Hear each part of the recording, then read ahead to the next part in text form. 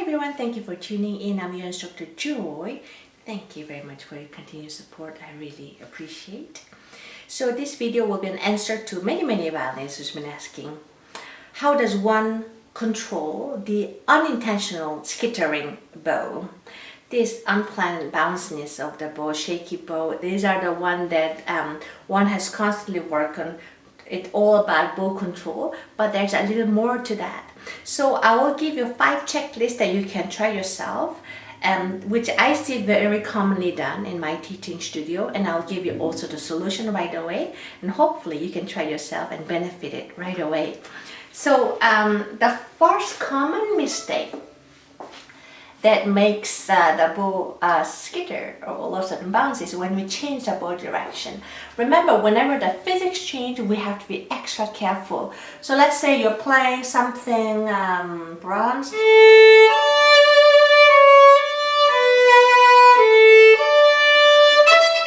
You're changing from up to down bow, all of a sudden shakes it, and that's one of the common places near the frog that when we changed from up to down bow, we have this skittering bow. You have to understand, when you change the bow direction, we have to be careful not to change a sudden physical condition. So when you go up bow, we raise right elbow a bit higher. When you go down bow, do not drop your elbow right away, but keep it about the same, and then start the bow gradually.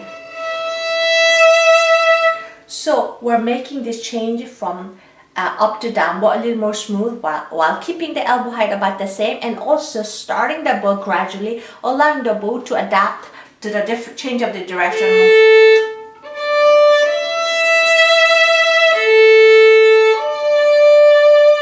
You can just practice without left hand. Like that. Checklist number 2. The bow has a bouncing spot. It's supposed to bounce, namely from the middle to about a quarter to a frog, and that's where it bounces a lot, so which is where we use for the bouncing stroke and spiccato and also ricochet.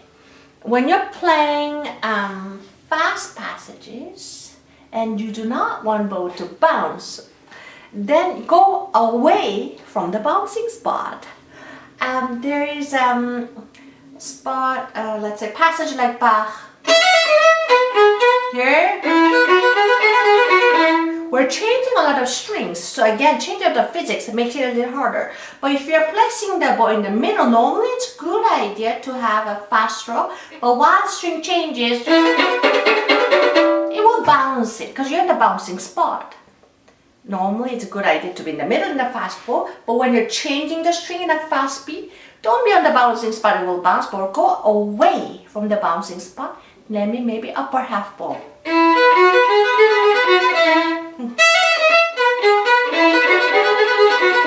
Right? That one, that's a bit easier. Checklist 3. Sometimes we're not in the bouncing spot, we're not in that sudden change of the bow, but near the tip, when you want to be just light and soft, bow start shaking it. I'm sure you've experienced that one. Let's say then near the end somehow the bow is bouncing it, and we sometimes see in orchestra players too. So now this happens because one is not adapting the flexible bow grip.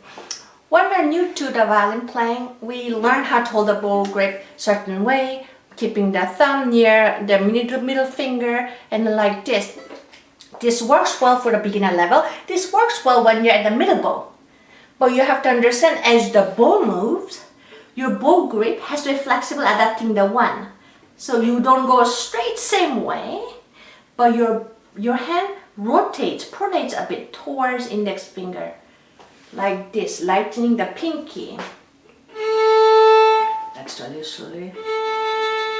Then now I'm turning my hand towards the thumb, facing my palm outer side. So let's start from here. Then lower. Now I lower my hand a bit. Now I turn my hand towards my thumb. And I can even let go of my pinky. That way I'm keeping my bow on the string.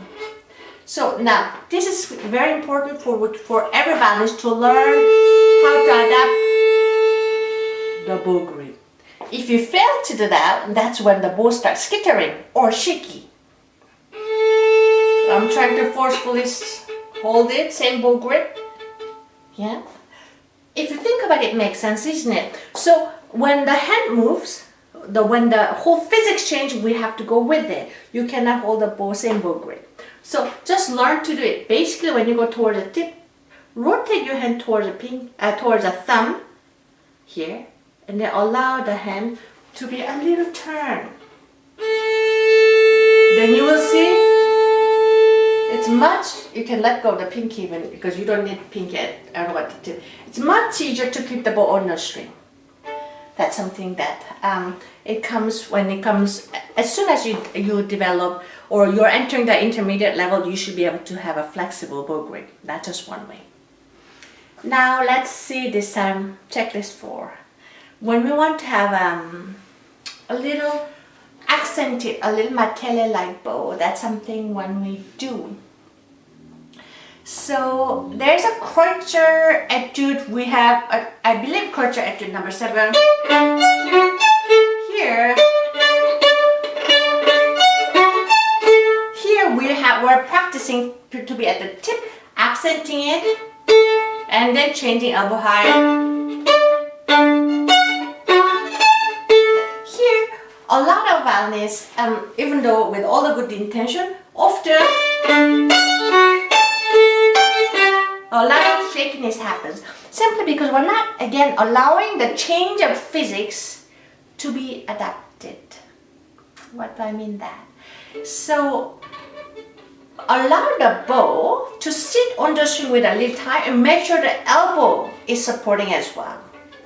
Bow on the string. Make sure the elbow is high enough when you're neutral string, low enough when you're neutral string. Having the bow on the string is very, very powerful when it comes to controlled bow. Also, when you play Bach, Sol Partita Rondo here. Here, later, we like to lift up a little here and there to make it a little airy tone. But when we try to start always off the string, we have this unintentional skittering bow. So when you're rather early stage of this one, instead of trying to play playfully, that comes later, or you have to focus on controlling your bow, having beautiful tone, namely keeping the bow on the string. Allow the bow to sit on the string. Make sure your right elbow height is correct, supporting you while starting from the string. Elbow higher, we're now 2 string, here on the string. And then once you're done, once you learn that one, then later you can take a little risk by lifting up to make it lighter. But that comes later. But for now, focusing on the bow on the string. Focusing the bow, having adapted all this physical condition of the different string height and different weight. And bow speed too. Now, elbow a little higher, and so on like that. List 5. Last one. The easiest one to fix, and often we forget, which is it has to do with the bow hair degree. So I mentioned that one, the bow are supposed to bounce at some spot, which we call it bouncing spot, from middle to about quarter to the frog, so this spot. We also have to know that when the bow hair, we have a lot of bow hair, we don't always use a whole bow hair. We can use complete flat bow hair, making all the hair sitting on the string, or we tilt it by raising the wrist a bit, just using some hair to make it some a little lighter tone, sultas tone we call it, but that comes later. But here we have to understand when the bow hairs are flat, using all the bow hair, the bow goes away upwards. So when I have let's say I'm playing loud tone and I want to use full hair, which is a good idea, and then suddenly it shakes, then you can just tilt the bow to have the physics wanting to go away directly above you perpendicularly to sideways bouncing it like this. I just overdid it, sorry. So here, and again, if I have shakiness, I control it again. Let's see if I can demonstrate this time a little closer. Here, so I go flat here, and then right away. So whenever you feel bounciness, then tilt it again.